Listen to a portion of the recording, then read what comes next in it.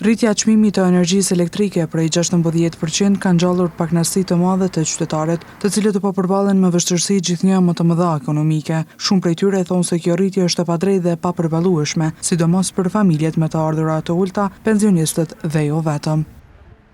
Patjetër që duhet më tërheqësim, mbas të ardhunave që kemi, janë shumë të vogla të ardhunat. Kjo tarifa e rrymës është shumë e lartë për ne.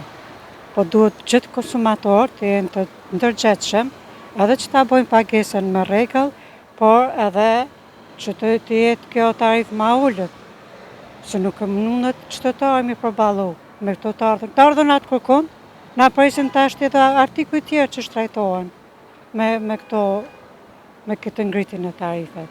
Madje ka dhe nga ata që mendojnë se protesta duhet të vazhdojnë për të shprehur pakënaqësinë me rritjen e çmimeve. Rryma shtrenjtë shumë tepër. Hiç nuk mundesh me ja dalë, por qysh. A mendon që duhet me vazhdu me bë protesta? Po, me vazhdu me bë protesta. Për ditë bile. Për çmimin e lartë të energjisë elektrike foli dhe një qytetar që jeton në Zvicër, i cili bëri dallimin mes vendit ku jeton dhe Kosovës. Atje për një vjet i paguaj 130 franca ma shumë hiç. Krejt vitin. Këtu 130 franca e ki 130 euro ki për i muj. Kjo s'ka ndodhë kërkun në botë veshtënja.